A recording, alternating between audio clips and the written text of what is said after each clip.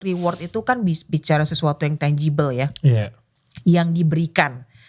Ya, misalnya apa? Kenaikan gaji, promosi, bonus. Siapa yang nggak seneng dapat bonus? Seneng. Kita bias loh sebagai leader. Kadang-kadang ya siapa yang nurutin kita ya, itu kita bisa bias banget loh. Karenanya kenapa perlu banget performance management scorecard ya, balance scorecard itu penting. 360 dan lain sebagainya. Kenapa itu penting sekali? Karena ya ini, karena kita nih human. Jadi kalau kita bilang kita nggak bias, nggak juga loh. Kita ada biasnya.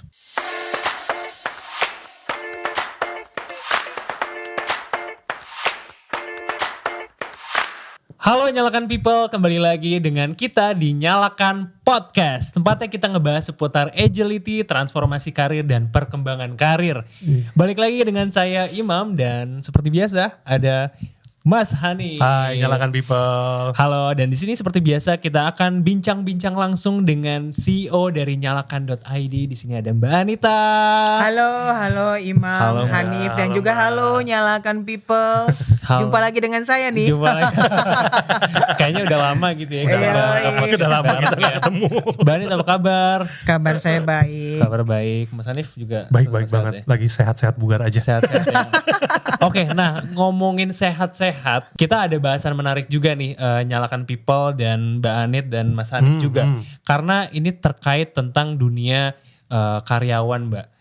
Nah, ini tentang berbicara dari sisi perspektif leader dan dari sisi perspektif karyawan. Selalu ya. Selalu ya. Selalu jadi hal yang menarik, itu bahasan tentang reward and recognition, Mbak. Jadi bagaimana kita bisa bekerja itu mendapatkan apresiasi dari atasan kita atas hasil kerja yang sudah kita lakukan. Nah, seperti biasa kita ada data dulu yang akan kita bacakan. Mungkin boleh Mas Hanif bantu bacakan terkait topik yang mau kita bahas hari ini. Nah, karena kita mau bahas soal reward and recognition ya, ini saya dapat data dari Google tentunya. Jadi 57% karyawan resign karena merasa tidak dihargai, Mbak, di tempat kerja. Ini source-nya adalah dari pewresearch.org. Dan ada data menarik lagi, Mbak. 53% staff setuju kalau apresiasi dari atasan membuat mereka stay lebih lama di perusahaan. Oke, berarti ini 50% lebih, artinya mayoritas. Iya, mayoritas. Ya, saham mayoritas gitu ya. Karyawan resign dan tadi 53% setuju kalau apresiasi dari atasan itu buat mereka lebih semangat dan stay lama di perusahaan. Nah, sebelum kita masuk ke topik lebih lanjut, saya pengen tanya dulu ke Mbak Anita. Karena kan Mbak Anita pengalaman sebagai leader di perusahaan multinasional, bahkan perusahaan besar sana, di luar sana, sudah belasan bahkan puluhan tahun, Mbak. Menurut Mbak Anita sebagai leader yang berpengalaman, penting gak sih Mbak untuk kita memberikan reward dan recognition ke bawahan kita? Atau ke tim lah?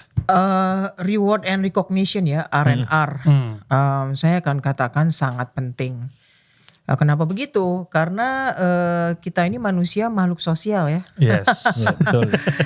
Kalau udah gak butuh reward and recognition, maka sebenarnya bukan manusia lagi yang kerja tapi robot. Benar gak? Iya. Ya, because kita adalah human beings, kita makhluk sosial yang masih perlu reward and recognition. Tadi waktu ngobrol-ngobrol pembukaan saya jadi kepikiran ya soal teori Abraham Maslow. Ya, the Maslow Theory of Motivation ya. Abraham Maslow bilang motivasi manusia ya itu dalam bekerja, dalam berkarya itu yang paling rendah itu dia pasti mencari security dulu ya. Makanya ada namanya kebutuhan primer ya. Yes. Zaman saya sekolah, nggak tahu zaman kalian sekolah ada nggak? Ada kok, Mbak. Primer, Masih tersier, relevan gak ini? sekunder. Oh masih ada? Ada, Mbak. Oh luar biasa ya. Ilmu Terbalik kan sih, Mas? Primer, sekunder, tersier. tersier, yes. Tersier, Walaupun primernya seseorang bisa Beda-beda. sama primer orang lain Betul. beda ya. Di zaman sekarang gitu. Handphone udah kebutuhan primer ya. Betul. Sekarang ya. Betul. Era digital. Ya bukan lagi dikatakan sebagai kebutuhan tersier atau barang mewah gitu ya. Nah kembali lagi ke situ, sebenarnya di level paling bawah ya di teori tersebut itu ya orang perlu mendapatkan ini semua. Why do we work ya? Why do we do business dan lain sebagainya adalah memang nature kehidupan manusia itu harus berkarya dan menghasilkan sesuatu dan harus bertahan hidup ya. Jadi karena kita hidup di society yang udah berubah. Kalau dulu banget deh kalau menurut teori antropologi gitu ya. manusia hidup itu jadi hunter and gatherer. Nah itu kayaknya belum perlu tuh reward and recognition. Saat itu ya. Karena kita ngambil dari alam. Betul. Ya kita pengen makan ikan ya pergi nangkep ikan gitu ya. Nah di zaman sekarang beda ya, kita bekerja buat berkarya, buat nafkah ya. Dan yang paling tinggi tiringnya itu adalah self actualization. Yang di atas ya, jadi bentuknya piramida gini nih teorinya gitu. Paling bawah tuh orang pengen security dulu ya. Saya gimana bisa kerja dengan benar kalau misalnya saya nggak punya tempat tinggal. Ya, atau baju saya udah robek-robek. Ya, yang kayak gitu-gitu loh. Atau saya lapar, saya nggak bisa makan, terus saya suruh kerja, suruh lembur pulang, nggak bisa ya. Jadi itu basic needs-nya itu harus terpenuhi dulu. Ya, nah kemudian yang paling atas di piramida adalah self actualization. Kita itu kerja bukan semata-mata lagi cari uang atau cari nafkah ya, tapi pemenuhan batin. Ya. Gitu, kayak saya punya purpose dalam kehidupan ini ya, saya ingin berbagi dengan orang lain, saya ingin make a difference, membuat perubahan. Ya, I wanna make a difference in the world. Banyak orang bilang gitu ya, ingin membuat perubahan dalam dunia itu biasanya udah paling atas. Yang di bawah-bawah itu udah nggak terlalu dipikirin.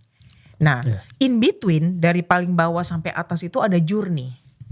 Nah, journey itu perlu reward and recognition. Seseorang kalau udah sampai di self actualization, saya bukan bilang nggak butuh lagi ya reward and recognition, tapi mungkin bukan yang utama karena drive-nya dia itu sudah karena I wanna make a difference. Saya punya value, saya punya purpose, saya punya visi misi. Ya bahkan dalam perjalanan merealisasikan visi mimpi dan impiannya itu mungkin dia akan banyak dikatain orang ya, akan dibully, dia akan kehilangan banyak uang, tapi itu udah gak masalah. Karena dia tahu banget apa yang dia mau. Ya, dan dia udah gak pusing soal samping-sampingnya itu tadi ya. Soal reward, recognition gak pusing karena dia udah teguh banget. Saya pengen melakukan ini. Saya pernah kayaknya dulu banget ya. Saya dulu suka koleksi buku biografi ya. Zaman belum seperti sekarang ya. Tinggal buka terus internet you get everything that you wanna know. Ya. Dulu saya baca biografi, misalnya biografi penyanyi Madonna. Ya, antik ya bacaan saya ya. Ya, boleh dibahas tuh lain kali. Boleh. Koleksi biografi yang saya baca ya. Ada satu section yang kalau saya nggak salah inget ya, bahwa awalnya dia datang ke kota New York itu benar-benar cuma mengantongi 10 atau $20 di kantong gitu. Ya, dan kalau saya nggak salah inget lagi ya, dia lagi bukain pintu buat temennya ya, terus dia bilang begini, someday orang lain yang akan buka pintu ini buat saya. Ya, dia kan backgroundnya penari ya, jago banget nari gitu. Dan as we can see, she achieves what she dreams of, the life to become seorang penyanyi dan entrepreneur dan juga public figure yang sangat sukses gitu ya. Nah, sampai kalau kita bukan yang model begitu, what will motivate us? That's the question. It's all about motivation.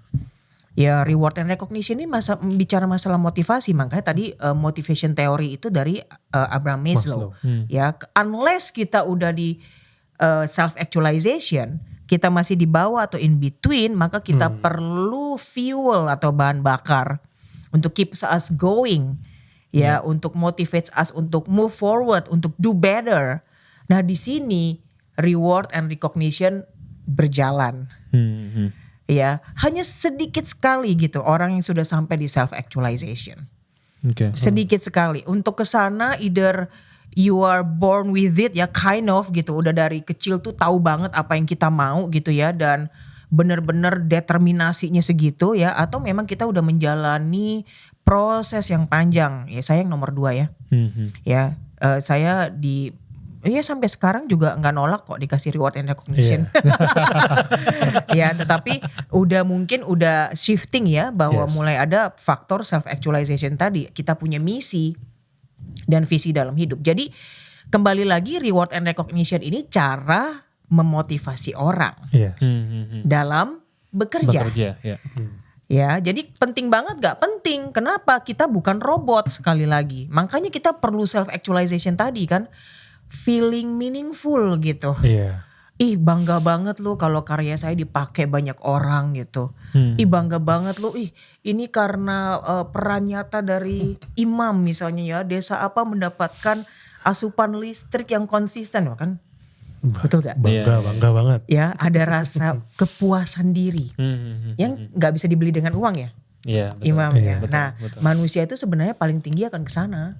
Not all of us will go there, but sebenarnya kita itu wired yearning atau inginkan hal-hal itu.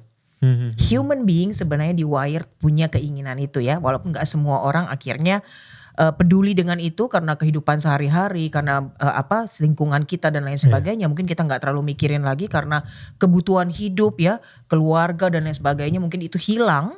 Tapi basically kita itu punya ya keinginan seperti itu. Nah, ketika kita belum mencapai itu ya dari paling bawah ke sana, itulah permainan reward and recognition tadi. Oke. Ya, karena kita makhluk sosial yang perlu dimotivasi. Motivasi. Robot gak perlu dimotivasi ya, cuman on off. Iya. Ya terus Setting kita aja dia. tinggal plug in aja kan. Iya. Mau kasih algoritma apa nih? Oh algoritma buat nyapu lantai. Ya, dia nyapu lantai. Tinggal tuh masukin kan 3 jam. 3 jam. Ya bener gak? Iya benar Mbak. Iya, saya lagi baca lihat-lihat YouTube ya, salah satu tahulah ya toko alat sport yang besar. Yes. Ya global brand gitu udah pakai robot ternyata buat bersih-bersih, menarik juga ya. Iya, iya. Ya karena mereka nggak butuh reward and recognition. Ya tinggal masukin aja algoritmanya dan on off, tapi human nggak bisa Nggak gitu. bisa. Until you reach that stage of self actualization, sebenarnya kita masih butuh being motivated by reward and recognition tadi. Nah reward itu kita bicara apa sih? Reward itu kan bicara sesuatu yang tangible ya, Iya. yang diberikan. Ya misalnya kenaikan gaji, promosi, bonus. Siapa Yeah. yang nggak seneng dapat bonus? Seneng. Bener gak? Kalau coba ya saya tanya aja, nyalakan people nih. Kalau baru dapat bonus rasanya gimana? Apalagi kalau bonusnya mungkin kita expectnya X ya, dapatnya misalnya lebih. 3 kali X. Wuhuu. Bahagia. Mendadak kayak berbunga-bunga ya pas Iya tidur malamnya ya. Terus pas pergi kerja semangat ya. Benar. Gitu. Sebaliknya on the contrary ketika kita melakukan banyak achievement buat perusahaan ya. Wah, perusahaan misalnya salesnya meningkat 3 kali lipat karena program yang kita buat dan kita sampai begadang-begadang dengan tim ya.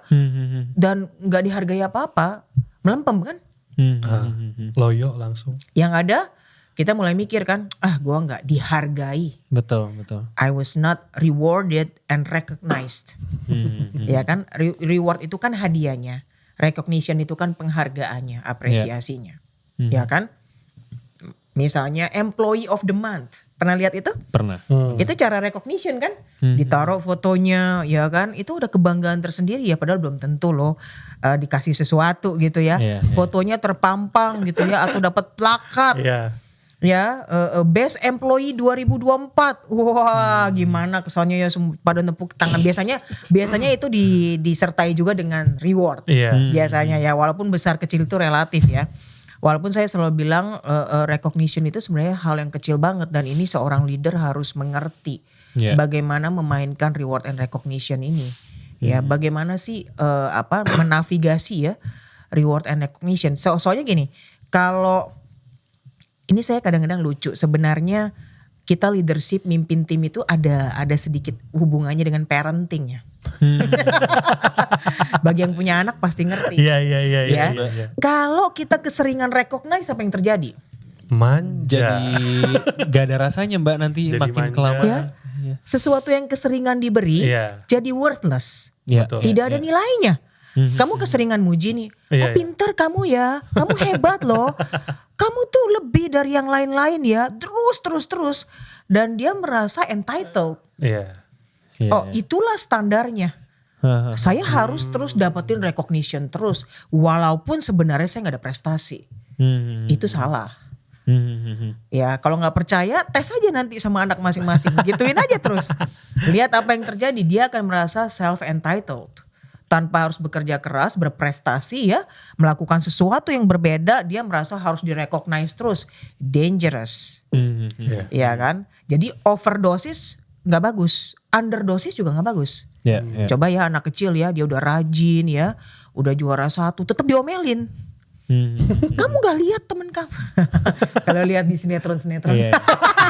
Mbak Anita nonton sinetron juga ternyata ya? Enggak, sinetron itu sebenarnya Korea drama juga tuh jadi gitu sih, sinetron. sinetron Ya. bener. Fenomenanya emang banyaknya begitu sih Mbak. Iya.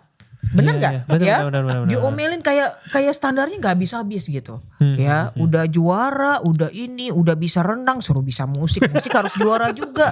Ya, nggak selesai dan nggak pernah direcognize, nggak Iya, pernah iya, di reward. Yang ada anaknya depresi. As if dan ada confidence issue ya. Iya. They are never enough. I am never good enough. Whatever I achieve, whatever I do, all the hard work is just not good enough. Iya. Mirip ya, mirroring sama parenting loh. Iya lagi. Kayak mirip sama Mirip, parenting loh. mirip. Jadi kita harus nggak boleh underdose, nggak boleh overdose Iya. dalam memberikan reward and recognition. Karena gunanya untuk memotivasi. Ya, jadi kita harus berikan ketika memang layak diberikan. Ya, dan dan jangan keseringan. Layak gak? Ada sesuatu yang berbeda gak? Ada pencapaian gak? Karenanya penting kan untuk jelas ekspektasinya. Iya. Iya kan? Dalam Iya, bekerja gitu. Apa sih yang ingin dicapai? Apa tuh maksudnya exceeding target? Melebihi target. Targetnya berapa dulu? Ya, kalau nggak ada kesepakatan itu, maka sulit ya menentukan kapan kita harus memberikan reward dan recognition. Kapan kita harus beri lebih. Jadi semua ekspektasi itu termasuk menurut saya dalam parenting. Harus dijelaskan. Harus dimengerti dua belah pihak. Dan dengan memotivasinya, ada istilah carrot and stick ya. Iya. Ada carrot and stick ya. Saya pernah dengar lah ya di film-film setidaknya gitu ya. Ini kalau kamu berhasil ini ya nak ya, maka nanti kamu akan diberikan apa gitu. Ya, kalau kita akan liburan ke sini gitu ya. Iya. Iya. Ya, itu ada rewardnya tuh. Itu reward. Wah, dia langsung ini ya, semangat ya. Kamu kalau ini ya rajin cuci piring sendiri ini, maka Kalau mama ranking akan satu berikan di kalau ranking sekolah. 1 maka nanti liburan papa ajak ke sini. Iya. Itu cara reward. Walaupun ingat ya, kita perlu itu untuk memotivasi ya, walaupun itu I would say in between ya. The thing is we don't always get reward and recognition. Now, if we don't have it, bagaimana memotivasi diri sendiri, betul nggak? Itu pembahasan yang berbeda lagi. Ya, bagaimana tetap keep on going. Begitu. Nah, tetapi secara general saya katakan baik di dunia parenting maupun di dunia leadership, di dunia bisnis dan bekerja, reward and recognition itu perlu, tidak boleh underdose, tidak boleh overdose juga. Iya. Ya, harus diberikan dengan cara yang fair ya dan transparan loh. Ini penting nih. Jadi masuk ke transparan nih. Kalau fair tadi kan sesuai ekspektasi ya. Iya. Ekspektasinya apa? Kita harus fair. Kalau memang melebihi target 2 kali lipat, 3 kali lipat, what will they get gitu kan ya. Nah, transparan ini maksudnya adalah jangan sampai kita memberikan penghargaan kepada seseorang gak jelas kriterianya apa. Oh. Ya, akibatnya kira-kira teman-teman coworker yang lain akan gimana tuh? Jadi lu dapat bonus gara-gara deket sama bos ya? Envy, iri. Iya. Ya, itu juga akan killing working environment yang produktif ya.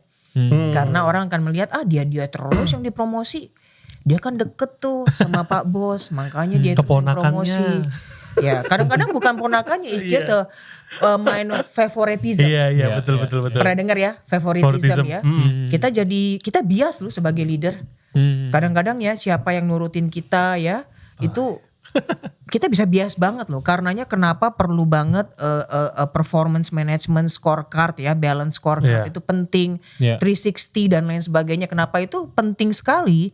Karena karena kita nih human. Jadi kalau kita bilang kita nggak bias, enggak juga loh. Kita ada biasnya. Ya, saya nggak berani bilang juga saya 100% nggak bias. Tapi saya menetapkan sistem dan proses untuk mengurangi kemungkinan saya bias. Nah, kebanyakan orang-orang mereka nggak lakukan itu. Benar-benar purely favoritism ya. Asal Bapak senang, pernah dengar? Ya, ABS ya. Asal Bapak senang. Pokoknya bosnya bilang apa, iya, tapi terus. di belakang dia akan try to manipulate others to achieve his or her goals gitu. Dan akibatnya dia terus yang dapat reward dan working environment menjadi nggak Jadi sehat. bagus. Ya jadi kalau tanya saya, penting gak sih reward dan recognition ini? Penting banget, tapi caranya itu juga lebih penting. Ya, bagaimana memberikan, kapan memberikan, kepada siapa? Ya kan, parameter buat mengukur itu apa supaya ada fairness. Ya, karena kita mesti hati-hati ya, kadang-kadang kita mesti reflect gitu. Kalau kita rewardkan begini, ini harus dilakukan secara terbuka atau tertutup. Itu udah bahasan berikutnya ya. Ada hal-hal yang lebih baik gak banyak orang tahu. Tapi yang bersangkutan, yang berprestasi itu tahu. Iya. Tapi ada hal-hal yang kita bisa announce. Ya, supaya semua orang tahu. Gitu ya. Ada hal-hal yang kita lihat di TV ya. Misalkan Bapak Presiden memberikan bintang jasa gitu ya. Dipanggil ke istana. Disiarkan. Ada hal-hal yang dibiarkan even the crowd ya, masa itu tahu gitu. Tapi ada hal-hal yang, karena saya pernah ngalamin dua-duanya ya, karena saya bisa bilang ini. Ya, ada hal-hal yang memang in secret way gitu ya. Kita try to appreciate or recognize somebody gitu ya, untuk mencegah munculnya keirian tadi. Ya, karena sometimes gini, sebuah perusahaan itu nggak bisa 100% fair. Kenapa begitu? Karena perusahaan itu operate dengan skema limited resources. Benar gak? Artinya dari budget yang ada misalnya, harus menghargai berapa orang bisanya. Kalau kita kasih terlalu kecil per orang, jadi meaningless. Kita kasih banyakan, gak semua dapat. Lalu di mana equilibriumnya? Gak gampang ya jadi leader. It's not easy loh to manage a company. Ya, the more you understand about it, the more you do yourself, the more you realize, oh ini tidak mudah banget ya. Eventually kita gak bisa make everyone happy. Ya, ada hal-hal yang bisa rata ya, semua dapat, ada yang enggak. Hanya beberapa aja, bahkan boleh dibilang kayak crème de la crème ya. Jadi kalau di perusahaan besar itu tiap tahun itu ada recognition program khusus ya, yang dapat itu seluruh karyawan tuh cuman 3 orang. Ya, very very specific gitu. Nah itu mungkin nggak bisa diumumin tuh. Tapi ada juga yang diumumin. Betul. Karena memang kontribusinya sangat lebar. Nah ini kembali lagi kan, kalau project yang dilakuin itu dampaknya besar, biasanya diumumin. Ya, jadi banyak pertimbangan seperti ini, dan seorang leader dalam hal ini harus pintar-pintar ya menentukan kapan memberikan reward and recognition ini, bentuk atau format metodenya seperti apa, dan kepada siapa. Rumit ya. Tadi namanya cuma gitu doang ya. Jadi panjang ya. Saya jadi detail ya. Saya cuma ini sih Mbak, pemikirannya sampai kalau saya bonusnya kecil saya marah-marah. Perasaan gue kerjanya udah lebih keras gitu. Tapi menarik ya Mbak kalau misalnya ngebahas reward dan recognition sebagai motivasi dari seorang karyawan. Yes. Artinya Mbak Anet setuju juga ketika ada seorang karyawan yang demotivasi atau dia tidak underperform, dia diberikan sistemnya itu reward dan punishment Mbak, untuk memotivasi dia. Atau ada cara lain mungkin Mbak untuk bisa, oke, lo tidak melakukan apa yang perusahaan suruh, gue punish deh untuk SP1 misalkan Mbak, SP2, untuk biar dia bergerak sesuai apa yang kita mau, perusahaan mau. Nah ini beda lagi ya kalau kita bicara underperformer ya. Kalau tadi kan yang stellar performance. Ya kan, makanya dapat reward dan recognition. Betul. Karena mereka memberikan lebih kan di atas rata-rata dari yang lainnya. Nah ini mereka di bawah rata-rata, yang pasti nggak ada reward. Ya kan, kenapa gitu? Ya because this is not a charity. Ya, kadang-kadang sulit benar ya buat membuat orang mengerti bahwa this is not a non-profit organization. Ya, walaupun mungkin akan ada yang komen macam-macam ya, but that's the reality. Ya kan, artinya kita bisa berprestasi, giving more impact to the business, to the organization, we will be rewarded more. Ya kan, kalau enggak dan kita udah lakukan berkali-kali nggak dihargai juga, to be honest, you are free to go kan. You can find other places yang akan reward you better. Permainannya cuma ini kan. Kalau kita Yes. udah coba lakukan yang terbaik, apa yang kita hasilkan udah memberikan pengaruh yang besar dan di atas rata-rata dan gak dihargain juga, Ya. maybe it's time to go. Sebagai employee, isn't it the beauty of it? Iya. You can just go. Ya, bener gak? Itu kan the beauty of being jadi Iya, karyawan betul, gitu. betul. If you're not happy anymore and you tried, Ya. and you discuss and you tried and nothing happens, you can choose other places yang will appreciate you more. Nah, kembali ke underperformer. Gimana dong? Sekali lagi ini bukan charity. Betul, untuk memotivasi mereka gitu Mbak. Tetapi kan pertanyaannya gini Imam, Ya. kita harus cari root cause-nya kan underperformingnya kenapa? Mhm. This is the big question mark. Apa Ya. ini? Ini apakah masalah capacity? Mhm. Ya artinya capacity normalnya 40 dipaksain 80 jebol mesinnya. Atau Ya. ada studi kasus nyatanya di Iya, gimana? misalkan gini, kita itu bergerak di bidang semua kan bergerak memang sekarang apa-apa digital ya Mbak. Iya. Apa-apa digital dan sosial media itu sekarang jadi hal yang penting Iya. untuk di suatu perusahaan, untuk employee branding dan sebagainya lah. Tapi ada satu perusahaan yang memang mewajibkan untuk awalnya meminta aja sih Mbak, ayo dong aktif, ayo dong komen, like dan sebagainya untuk support perusahaan. Tapi karena sesimpel itu aja mereka tidak melakukan sampai akhirnya dibuatlah reward and punishment. Oke, untuk sesimpel lo nggak mau nge-like, komen dan subscribe, komen segala macam, lo akan dipanis misal SP1 misal. Kalau nggak lagi kita pantau SP2. Sesimpel itu sih Mbak. Jadi bukan di luar kapasitasnya lo harus mengerjakan proposal tahu-tahu enggak ini di luar kapasitas saya. Bukan seperti itu sih Mbak. Ini sesimpel itu. Nah menurut Mbak Anit gimana cara menggerakkan orang untuk bisa sesimpel nge-like, komen, dirutinkan aja Mbak. Kita bergerak di sosial media. Ya saya assume bahwa bagi si organisasi ini responses atau engagement di sosial media itu luar biasa penting ya. Karena nggak semua organisasi mengedepankan hal ini. Artinya kalau ada success matrix-nya mungkin satu mengenai social media engagement ini jadi hal yang sangat penting. Because not every organization sampai seniat itu ya. Soal social media engagement atau tadi ya activeness di social media gitu loh. Nah jadi apakah perlu sampai segitu maksudnya ya? Iya betul. Apakah untuk harus ada punishmentnya? Menarik nih jawabannya. Atau reward? Ya kalau misalkan itu merupakan parameter yang penting, Yes. bisa jadi ada punishment. Tapi hati-hati ya. Punishment itu artinya gini, apa tuh istilahnya ya, layak gak ya dipanis segitu gitu loh. Misalnya pernah dengar gak sih istilah ya saya nggak mau masuk ranah ini ya, saya anggap aja negara X ya. Ya, kalau kamu melakukan kejahatan yang ini, padahal gede banget dampaknya, cuman berapa bulan. Gitu. Kamu bisa capcus keluar ya. Tapi kalau kamu nyolong ayam, bener nggak? Bertahun-tahun lama.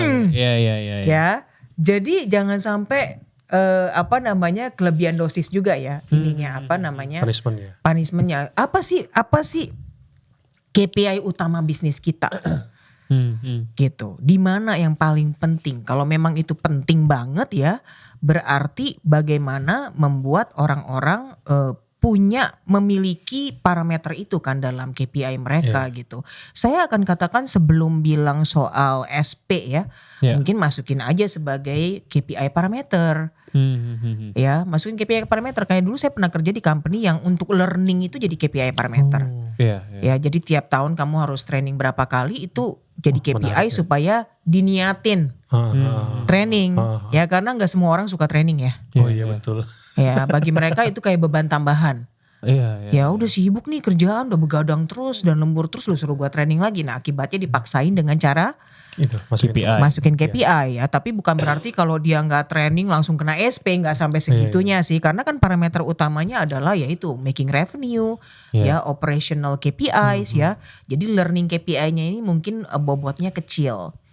Jadi kalau misalnya keaktifan di sosial media adalah hal yang penting ya bagi survival dari organisasi tersebut, maka boleh dimasukin sebagai success matrix ya atau KPI dari setiap employee atau individu yang ada di perusahaan tersebut. Ya. Ya. Nah, cuman kadarnya gimana ngukurnya itu menurut saya hati-hati juga ya. Jangan sampai yang tadi nyolong ayam. Ya kan, kalau kita bicara punishment, Iya. Yes. kita harus lihat kan dampaknya dulu. Ya, kalau bicara punishment, misalnya gini, kalau di perusahaan besar kita dipanis dengan sampai misalnya pemberhentian tidak hormat gitu ya, karena kita melakukan kesalahan fatal yang sifatnya fraud. Oh, iya, Iya. iya, iya. Ya, artinya ada ethical code of conduct Iya, itu yang dilanggar. Iya. Ya, either kita nggak jujur, ya, penggelapan uang, embezzlement. Ya, saya suka bahasa Inggrisnya itu embezzlement gitu ya, keren ya.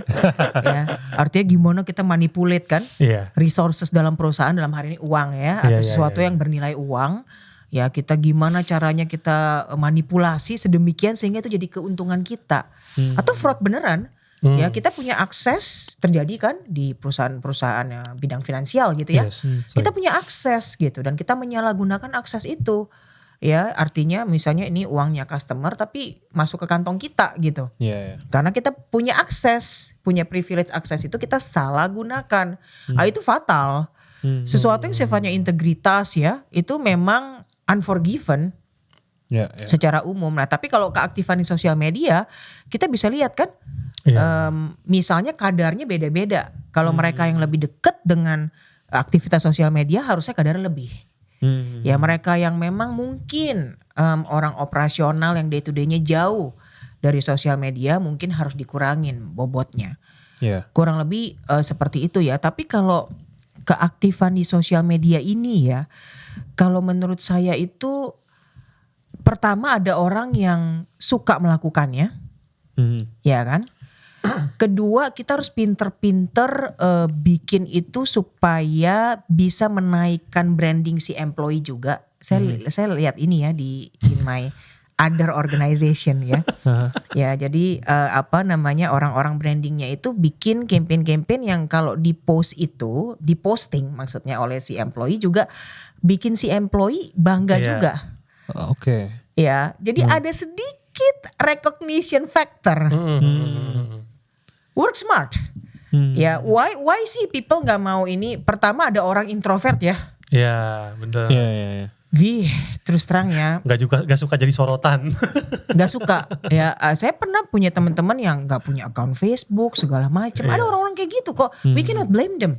Ya, walaupun zaman sekarang sulit sekali ya hidup tanpa itu. Saya pribadi kalau tanya nih, saya nggak suka sosial media. Walaupun saya bukan introvert, demen aja gitu. Iya, benar. Ya, it's not my hobby gitu ya. Ah.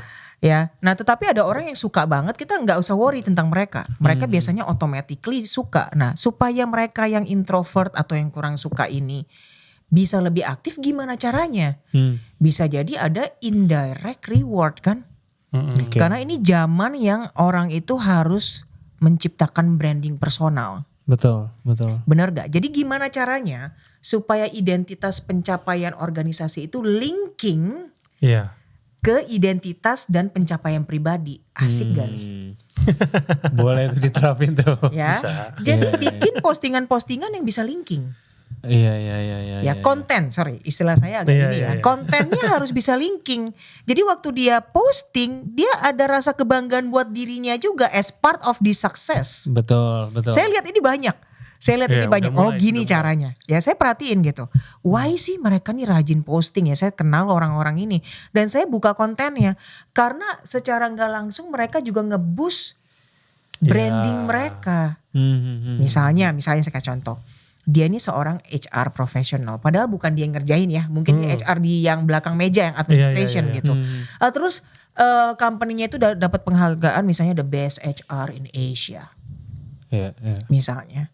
Padahal bukan dia Iya. yang bagian dari yang langsung ya. Iya. Nah, terus dia post kan, dia orang HR kan ke bawah dong. Yes. Kalau boleh saya pakai istilah, kedongkrak dong. Iya. Branding dia juga kan.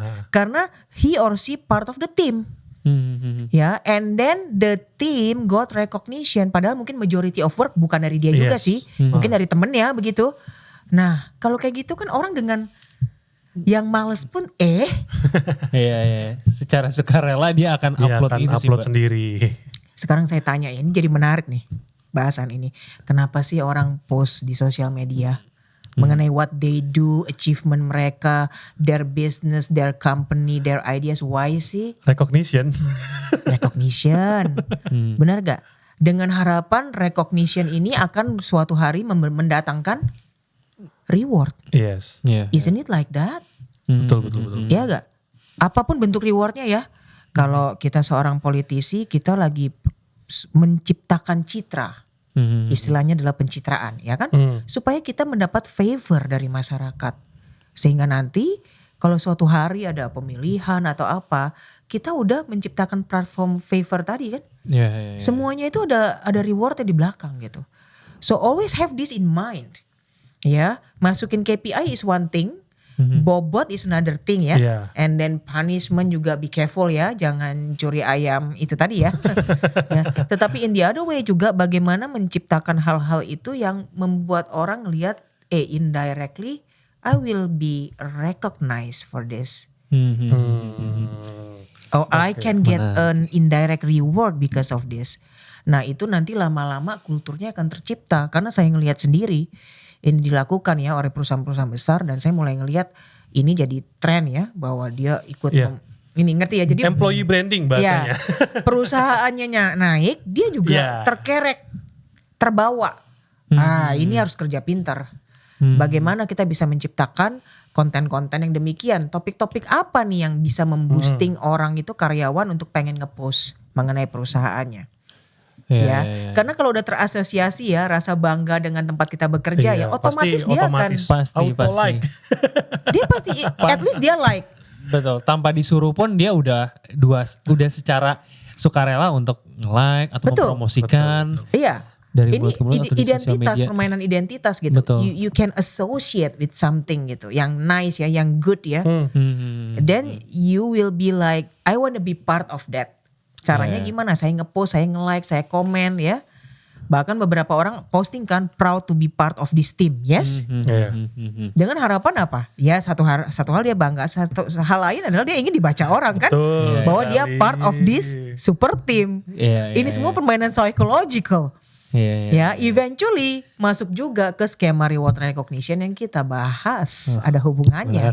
It's about motivation again. Iya, betul. Ya, it's all about this. Ya. Nah, ini tadi kita ini memang menarik sih ya. Karena belakangan ini juga aktivitas employee branding tuh bahkan kalau saya baca-baca ya Mbak, sampai ada divisi di HR yang memang khusus ngurusin itu, employee branding. Betul. Jadi kayak semacam profesi baru malah ya Mbak. Jadi kerjanya juga ngatur sosial media untuk tujuan employee branding sehingga nama perusahaannya juga terangkat gitu. Iya, dan saya tadi barusan nge-spill ya satu strategi yang penting banget loh. Bagi nyalakan people yang dengerin ini ya. Sebenarnya tadi saya nge-spill satu rahasia gitu. How do you do it? Ya, dan linking that with the motivation theory gitu. Ngerti maksudnya ya? Menarik. Nah kalau ada yang mau konsultasi lebih dalam lagi silakan ya, ada email nyalakan di bawah, nanti saya input di bawah. Kalau mau lebih dalam lagi ya, ada how to. Iya, sebenarnya itu gak ada pertanyaan di skrip. Pertanyaannya Imam sendiri. Ya, Gak apa-apa. Sekarang kita back to script. sekalian konsult juga. Nah tapi